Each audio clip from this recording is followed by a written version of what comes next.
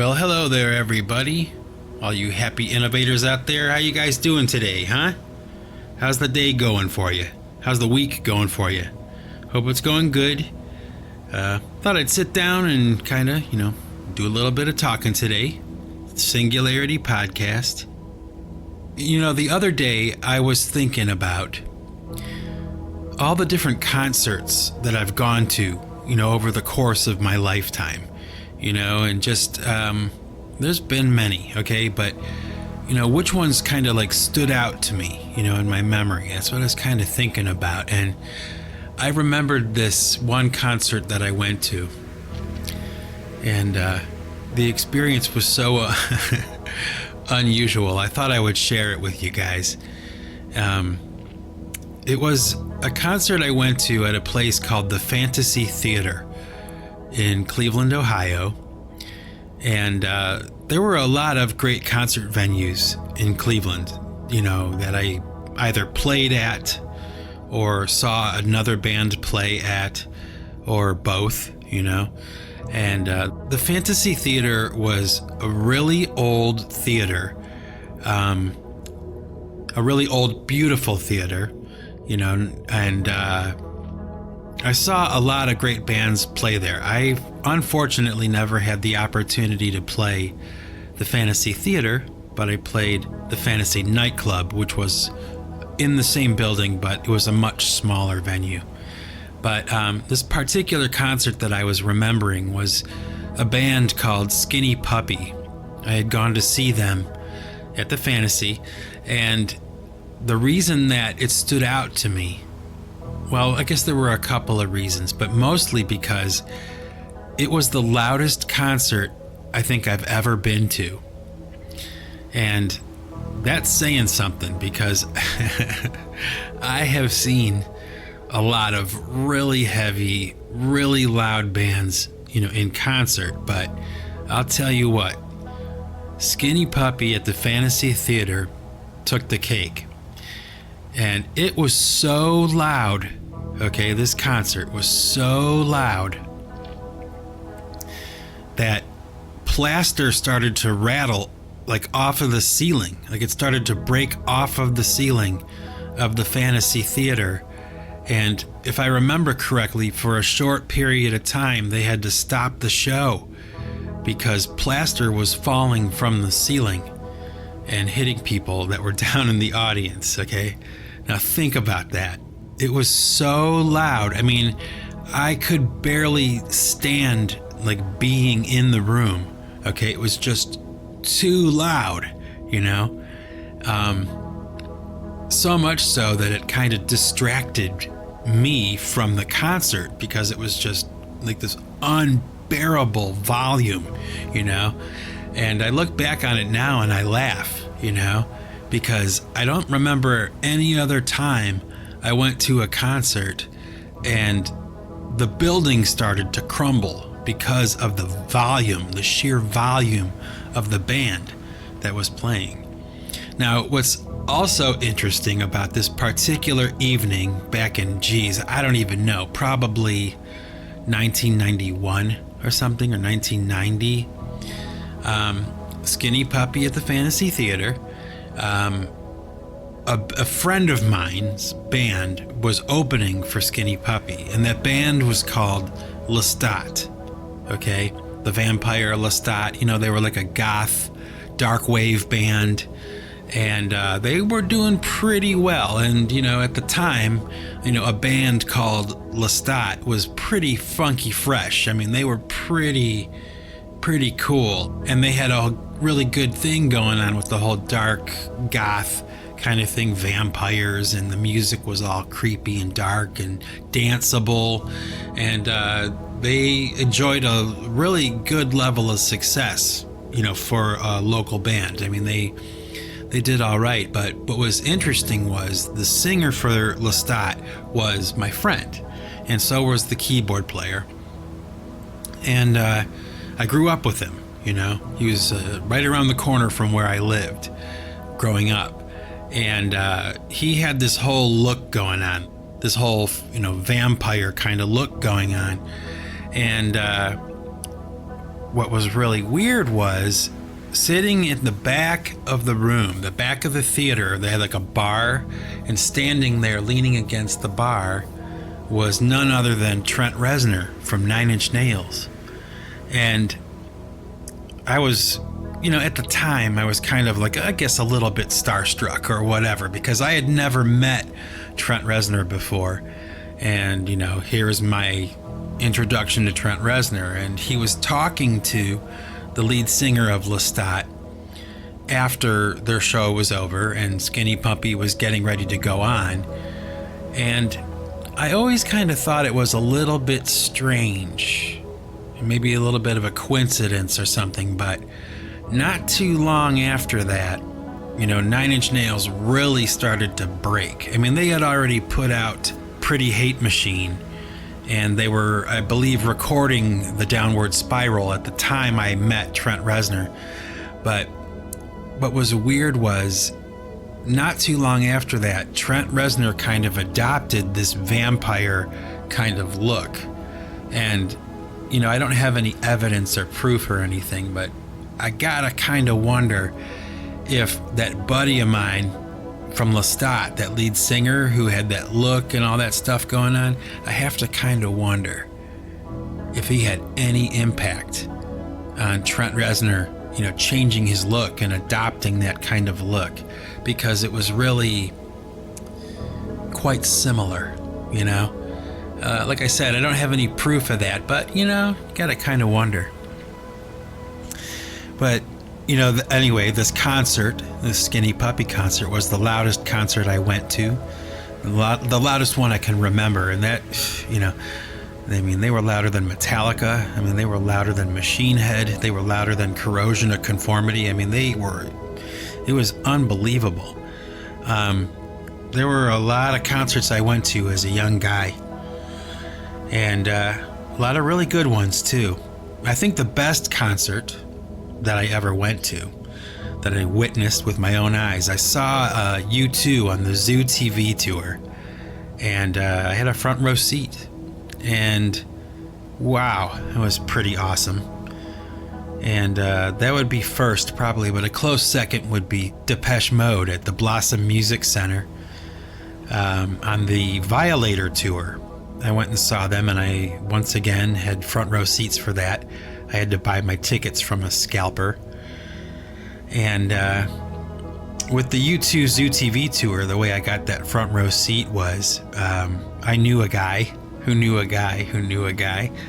And I got hooked up on the day of the show, because I was trying to get tickets for the concert and it was sold out. So I knew a guy and he hooked me up. I got a ticket, and it was a last minute kind of thing. I got a front row seat, for the right price. And let me tell you, it was worth every penny. It was such a great concert. The music was great and the stage set was great. At the time, it was like, state of the art, cutting edge, TV screens everywhere, cars hanging from the rafters, But even in today's standards, it was a standout concert, Yeah, how many concerts have you been to? I wonder, What was the best concert you ever saw? What was the best performance that you ever saw? What band? And, how long ago? Feel free to leave me some comments in the comments section. I'm kind of curious to hear what you have to say. But that brings me to this other idea of something I wanted to talk about, which is this thing called the volume wars. The volume wars of music. And, what am I talking about? Well, okay, I'll explain it.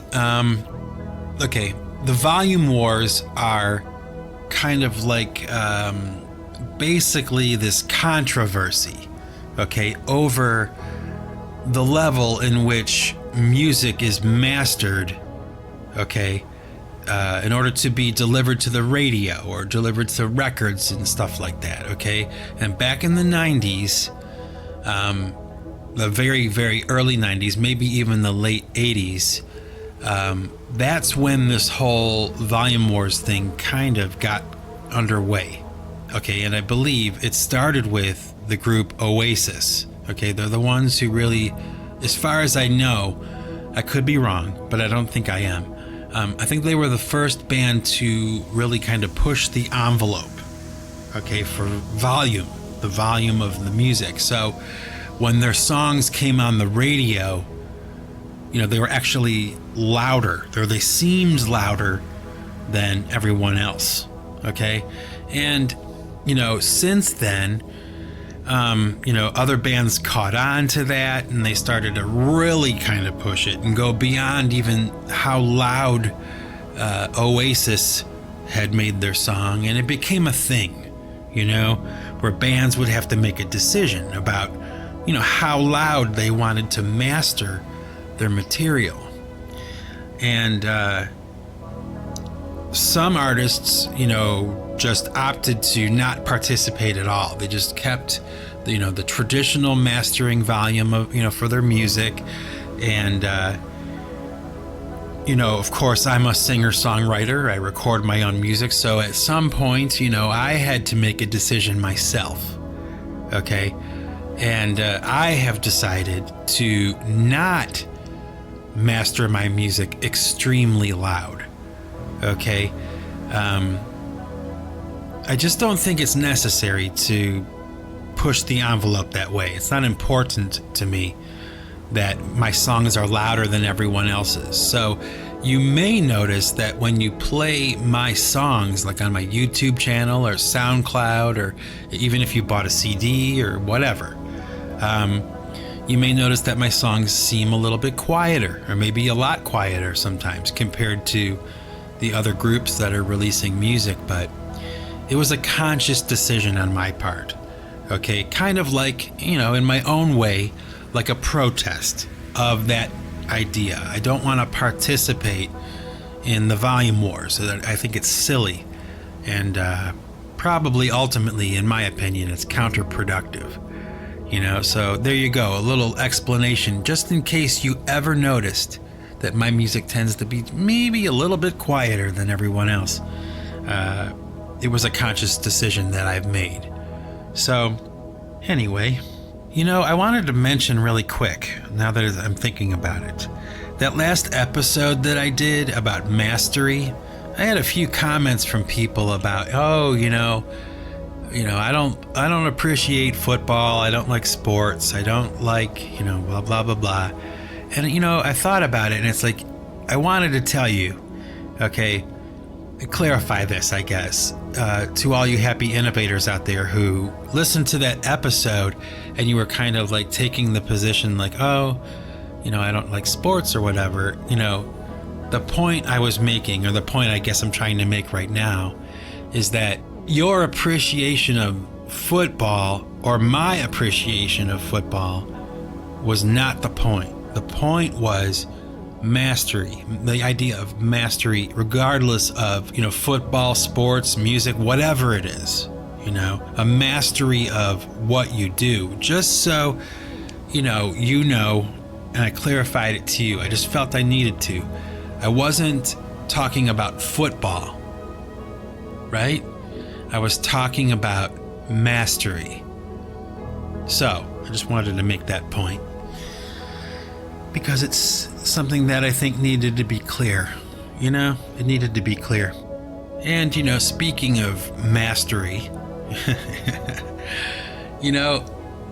here's a thought for you, or a question, I guess, but have you ever had a great teacher, like in school, a really great teacher, or maybe you had more than one that stands out in your memory? And, when you really think about it, like, that is such an amazing opportunity and an amazing gift to have a great teacher, isn't it?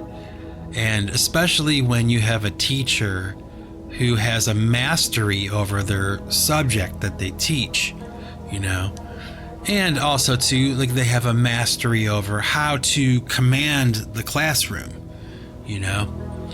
and I guess maybe it's because I'm getting a little bit older or whatever, and you start to look back on your life, you reflect on things. And maybe also, too, it's because my wife is an educator, too. But I find myself from time to time, remembering some of these teachers from my past that were just so great. They had such a huge impact on me as a young man. And, I can name a whole bunch because I really was fortunate enough to be in a very good school system when I was younger. And, the teachers were just, a lot of them anyway, were just like top shelf, like at the top of their game. And by the time I had showed up, in their classroom as a student, they had been teaching for like 30 years, and they had all of my brothers and sisters, pass through their classrooms. And, I was the fifth of 6 children. So, they knew my family by the time I got there. And there's this one teacher I had, I'll tell you what, he stands out in my memory. Okay. His name was Mr. Fawcett. That was his name, Mr. Fawcett. And he was such an amazing teacher. Not just because he had a mastery of the subject that he taught, which was like English and creative writing, teaching the use of the English language in literature and how to write, not how to read, but how to write. And this guy was like a hero to so many students, okay? He was a mentor, okay, to that guy from Lestat I was telling you about, that singer. Mr. Fawcett was a mentor to him and to the keyboard player from Lestat. I know that for a fact because, I was friends with him, and he was a bit older than me, but I had been in a band with him, so, I was hanging out with him a lot, and I knew his sister. I was pretty close to his sister, actually. We were pretty good friends. So, I know he revered Mr. Fawcett as well. And Mr. Fawcett was also a mentor to my sister, my oldest sister, who, subsequently went on to become a professional journalist. And she's actually a pretty, she managed to rise pretty high. She's not famous, but she is a very powerful woman, at least by my best judgment or by my standards. She's done remarkably well. And, she would probably attribute a lot of her early ambition and success and confidence to being a student of Mr. Fawcett. And, I can say the same thing about him. He was very similar, okay? Mr. Fawcett, the teacher, was very, very similar to the teacher from Dead Poets Society, played by Robin Williams, Mr. Keating. A great movie. It was such a huge impact on me, which is like a separate thing. Maybe I'll talk about that a little bit too. But when I went and saw that movie for the first time, it was uncanny how similar he was to Mr. Fawcett, like his tactics and his strategies and how to break down the anxiety in someone about reading originally written material, their own original material in front of the classroom. He was so good at that. I remember I had a friend, this girl, her name was Denise, and I'll spare her last name because I don't even know where she is anymore. But she was a good friend of mine, and she was really, really timid, and she had a lot of anxiety, about reading in front of the classroom. And it wasn't just like, she had a problem with it. It was like a phobia, okay? And I watched Mr. Fawcett kind of break down all of those barriers right in front of the classroom, talking to her while she was sitting in her desk, trying to read aloud. And this guy just kind of dismantled all that fear and anxiety. And just like in that movie Dead Poet Society, all of a sudden Denise started to read, and she had confidence, and I watched it happen in front of my eyes. You know, this guy just knew how to break that all down, you know? Like, that is a sign of mastery, isn't it? Like, she was so timid and so afraid. And, you know, I'll tell you what, she was German, so she was like, she was like a pistol, okay? Like, when she didn't want to do something, she wasn't gonna do it, you know? She'd like punch you in the nose if you got in the way. Like, she's not gonna do it. She was that kind of chick. And I just watched Mr. Fawcett kind of melt her like butter. And the next thing you know, bam, there it is. You know, have you ever had a teacher like that? Do you know somebody like that? You know, think about it. That's pretty cool. It's pretty cool. It was kind of funny, I guess. I guess it was like kind of like a token or a sign of how much Mr. Fawcett was beloved by the students that he had. But a group of students, I think that guy from Lestat was involved in this group, made Mr. Fawcett like a Superman, like a superhero costume, you know? But instead of having like an S, it had a D on it for didactic man. That was like the joke. And I remember being in his classroom, and he had the didactic man costume hanging on the wall, you know, as this, I guess, a gesture from his students that he had such an impact on. They all got together as like a, I guess, a funny little thing, and they made him like this superhero suit, didactic man. And once a year, every year, Mr. Fawcett would teach class in his didactic man suit. This is real. This was my life. It was amazing. Just a really funny guy, a really light guy, you know. Great memories, great teacher, great learning experience, you know. And they're not all like that. You know, it's a unique thing. It really is. You know, I had another teacher that stands out in my memory, and his name was Mr. Livingood. Can you imagine? Mr. Livingood. That was his name. And he was a short, stocky guy, you know, overweight, you know, bald. But he was really funny, and he was really smart, and he really knew his subject matter. And he taught American history, okay? Now, he was another example of one of those teachers, okay, that had everybody else in my family already. So by the time I show up in his classroom, man, he knows my family, okay? And Mr. Livingood, I think, in my best memory, really liked my brother Steve. Like, they had a good relationship, you know, good, funny, light, open relationship where they could talk, and he cared about my brother, and he really helped him along, you know. And I remember my brother talking to me about him, and, you know, Steve would kind of tell me, oh, you know, Mr. Livingood had a quiz today, and there was only one question on the quiz, and the question was, why was George Washington elected the first president of the United States? And the answer was, you know, not some long, you know, diatribe about why George Washington was made president. The answer was simply because he was there. That was the answer. And I knew that because my brother Steve had told me about this quiz. So sure enough, I'm in Mr. Livingood's class one day. We have a pop quiz. The question is, why was George Washington elected the first president of the United States? Bam, I got it. Because he was there.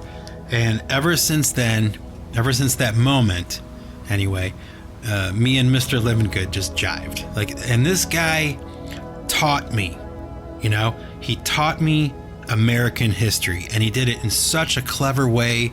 He did it in such an engaging way. I can't put it into words really, because it was really like every day, you know, so many different things he did, so many different strategies of getting this information into our noggins, you know, teaching us this information, transmitting the history of the United States to us, you know. Again, a man who had a mastery of what he was doing, you know. I mean, I suppose you would have to, right? After 35 years or 40 years or whatever of doing the same thing, like with passion and conviction every day for 30 or 40 years, man, you've got to have a mastery of what you're doing. And it's so important, you know.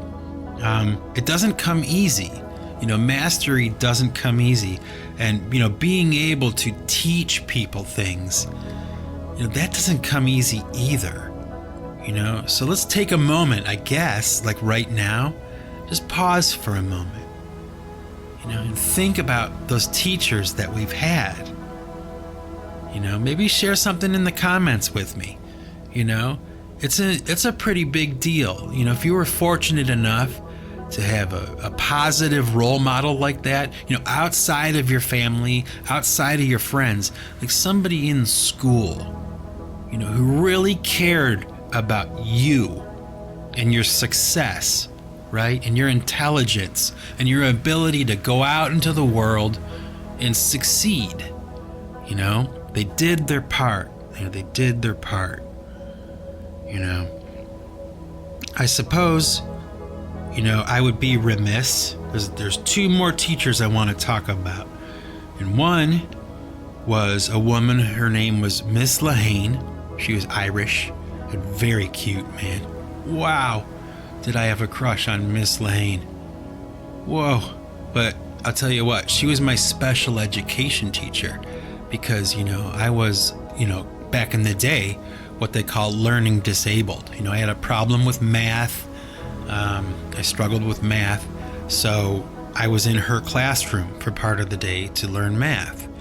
And she actually had a pretty major impact on me as a person, and in kind of a really unique way, because I'll tell you, she was kind of a progressive teacher.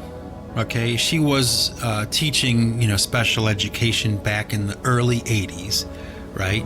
Right when special education in the United States was kind of getting a foothold and becoming a thing in, you know, the schools of the United States. And she had to be progressive in order to be doing the work she was doing. So in her classroom, because special education was kind of such a new thing and unknown, she always had like new kind of concepts, new things in her classroom for us to kind of go through, you know, to pass through. And she would kind of see how we took to it and see if there was success with it or not. And what am I talking about? Well, I'll give you a really good example. Okay, and this is probably the reason why I'm even mentioning her right now.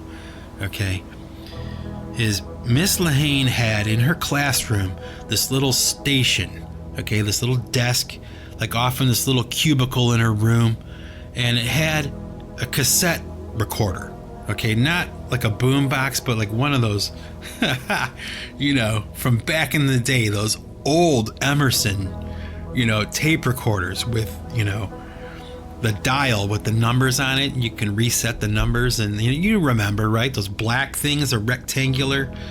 If you don't remember, it's probably because they were around before you were even born. Okay, but I'm a dinosaur, so I remember this stuff. And in this cubicle with this tape thing, you know, if you had managed to get your studies done, you had managed to do the right thing, you got done, you know, whatever, she would reward you by letting you go sit in the cubicle and either read or listen to music or whatever. And in this little tape recorder, okay, she had this cassette of music that was 60 beats per minute, okay? And this cassette was kind of an experiment, you know, from some company somewhere, some special education company, where they were trying to experiment with music. and how that affects the human brain and learning and those kinds of things, right? So on this cassette, they had just repeating, over and over again, they had Pachelbel's Canon, that classical piece, very slow, very calm, right? You see where I'm going with this? Yeah. I mean, if you listen to anything I do, right? PC3 especially, that stuff, that chilled out ambient stuff. Now, where do you think I got that idea from? Isn't that crazy? I didn't even realize that, okay? I didn't even realize that until maybe 15 years ago or something. I remembered, talking to my wife about Miss Lahane, her classroom. It was this, it was that. Oh yeah, she had this tape recorder with this tape, and whoa, wait a minute, I guess I didn't realize, wow, what a strange thing. Especially because now that's a very large part of what I do as a musician. I dial right into that chilled out stuff, don't have any problem recording a new one at any given moment. It's like I could do it all day. So it's really kind of funny. I have to kind of wonder. Yeah, thank you, Miss Lahane. Thank you for that gift that I don't think that you or I even realized at the time was going to have such an impact on me. Now, don't get me wrong. I'm not saying, okay, that's the only reason that I wound up making ambient, chilled out music and stuff, but you really have to pause for a moment and give credit where credit is due. So there you go. Now, I'm going to talk about one more teacher today, one more great teacher. And it was kind of funny. Actually, you know what? I might talk about two more because there's another one that's pretty good too. Okay. When I was in high school, I had a teacher that was my art teacher. Okay. And Mrs. Skinner. And Mrs. Skinner was kind of a funny teacher. Okay. Because I guess, in retrospect, art class is kind of funny. The whole thing. It's like,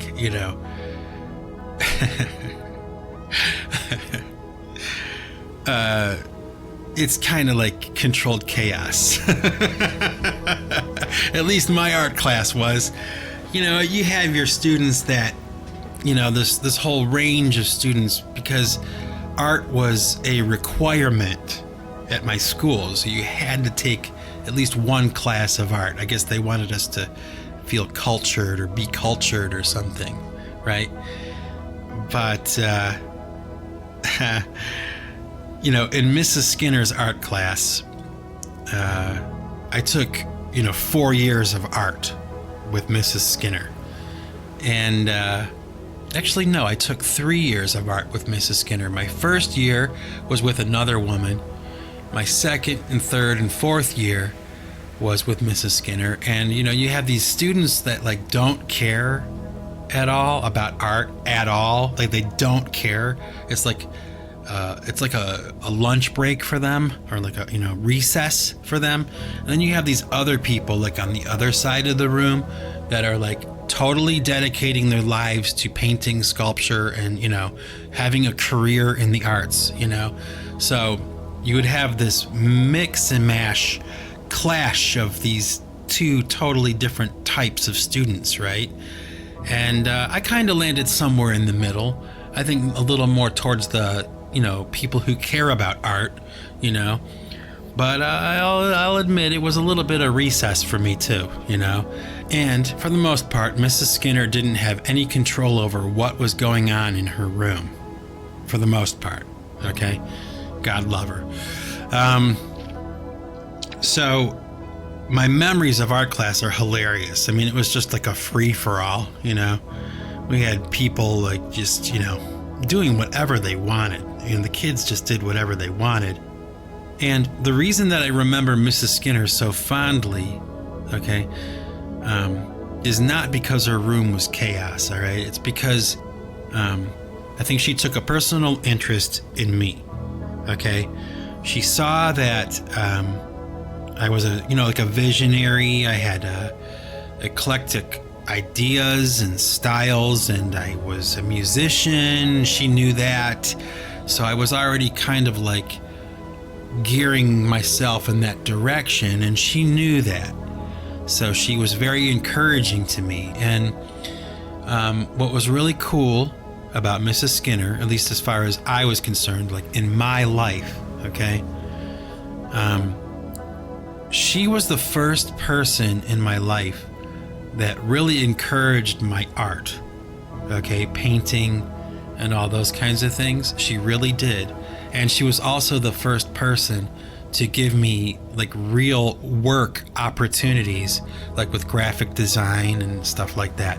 She hooked me up with the Coast Guard. They needed somebody to supply them with some original paintings, okay? And she elected me to do the job, and I did a series of paintings for the United States Coast Guard, and I thought that was pretty cool. I didn't get paid, okay, but I got a lot of exposure, and it was a great opportunity that was kind of set in my lap by this teacher that I had.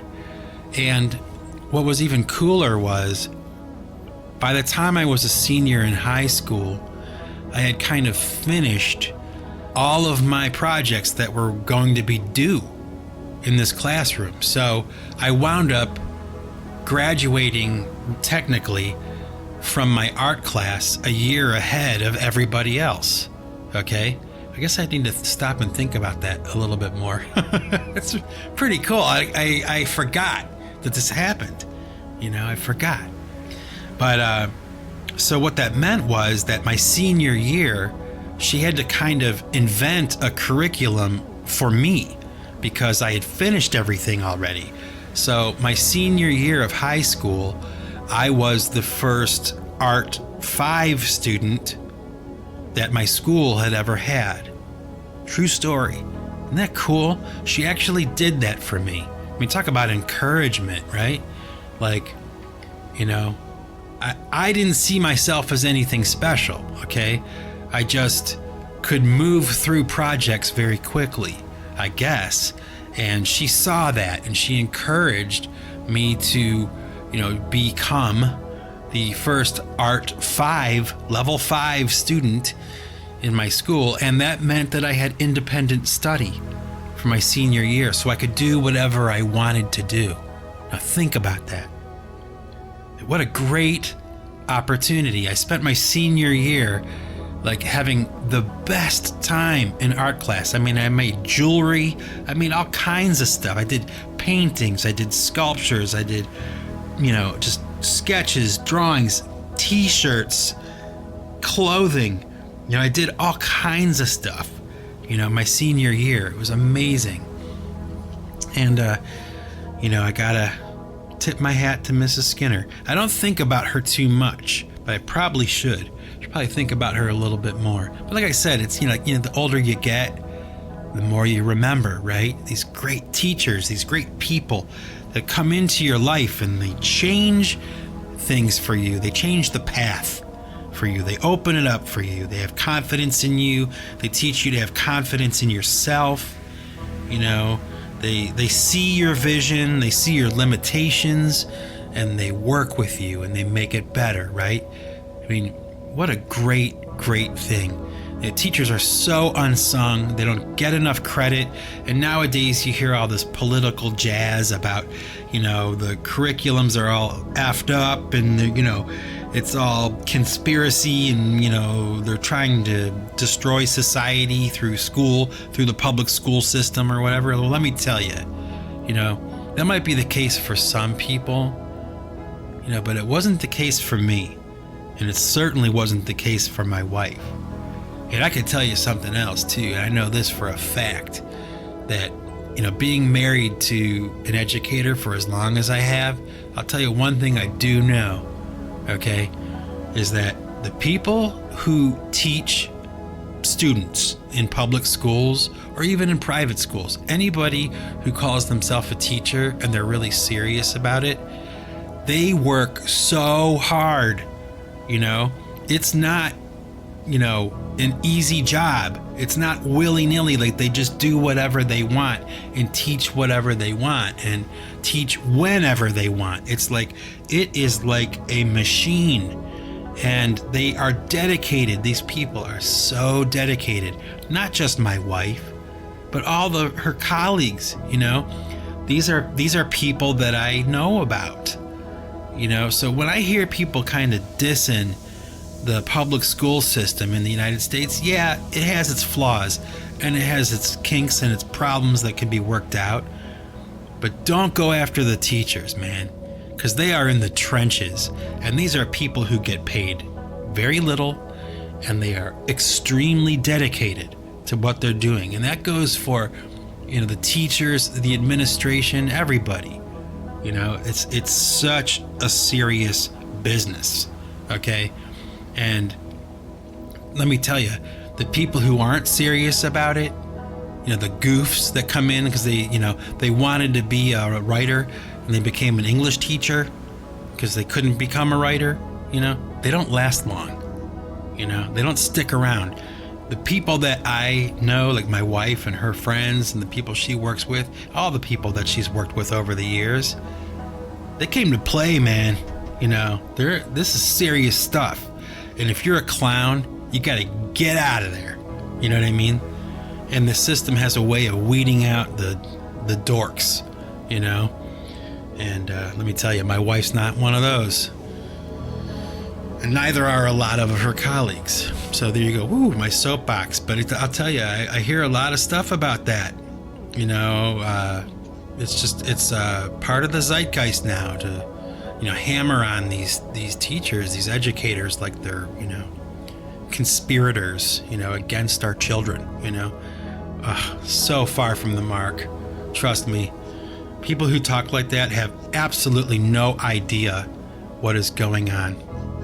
They just don't have a clue.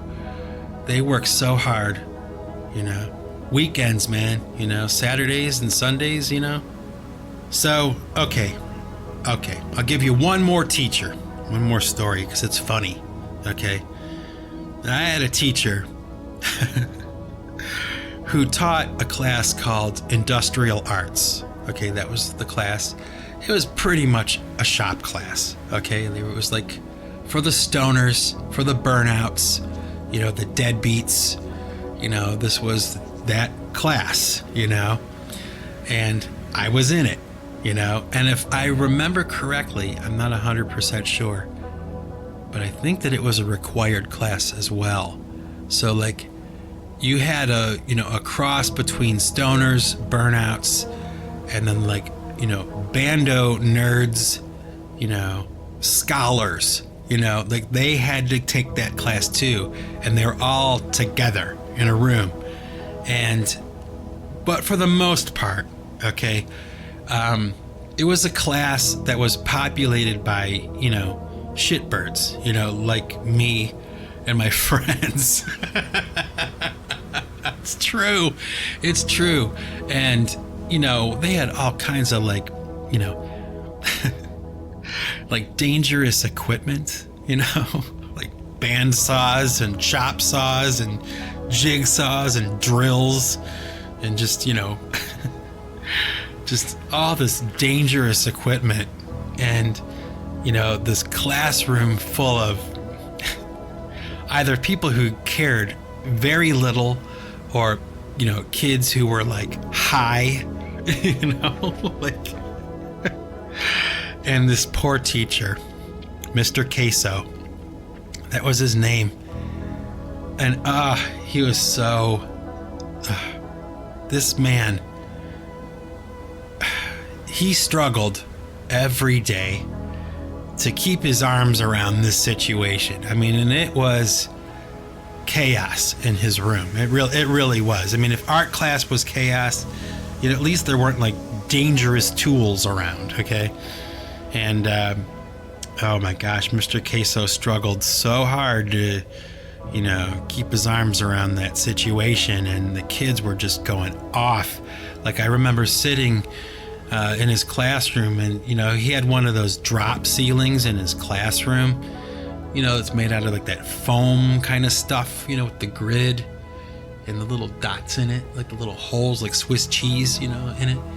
And you look up at Mr. Queso's ceiling, and there were all these little sheet metal triangles and pencils, anything that was sharp, that the kids would throw them and they would stick into the ceiling, And I don't know if Mr. Queso didn't notice that or if he just didn't care, but his ceiling had, pencils and these little metal triangles and God knows what sticking out of the ceiling, like hanging there. I don't know. It was just so funny. And I look back now on Mr. Queso, actually. My wife had him too, so she has a shared, memory of him with me. And we've both kind of come to the conclusion that guy was like special. He was really, really special, very tolerant, a very decent and good man who really tried hard, who really meant well. But no matter how hard he tried, his classroom was off the chain every single day. And he never really lost his temper. He never really lost his patience. He would raise his voice a lot, trying to save somebody's life, like from getting their hand cut off on the bandsaw. He would yell, But for the most part, they're talking about a guy who never lost his patience with anyone, any kids, and man, did he have a reason to, I guess a lot of kids got sent to the office, and a lot of kids got into trouble in his classroom, but he wasn't a mean guy, So hats off to Mr. Queso and his memory. I think that, if I remember correctly, Mr. Queso passed away not too long ago. My wife and I heard. So God rest his soul. Wherever you are, Mr. Queso, thank you. Great teacher, great man. So there you go. I did a whole, almost an hour talking about teachers. I could probably talk more, but I'm not going to today. I'm going to get back to work, and you'll be hearing from me soon, folks. And you know what? I'm going to leave you with a little bit of music at the end of this podcast again. I think that's going to become like a tradition here at the Singularity Podcast. We're going to try that for a while, putting some music at the end of each podcast. And I'm just going to share a piece of music with you called Exit, Exit. It was a piece of music I made a while ago. I released it under Creative Commons. It's a real chilled out kind of ambient piece. So if you feel so inclined, stick around to the end of the podcast after the sign off and listen to Exit, Exit by PC3. So, ladies and gents, this is Mike Bostwick from Pipe Choir Records signing off. And remember, folks, if you want to keep what you've got to give it away. Take it easy.